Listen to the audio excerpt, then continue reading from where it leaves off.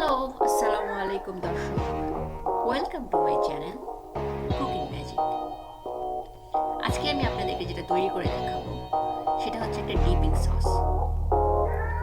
dipping sauce আমাদের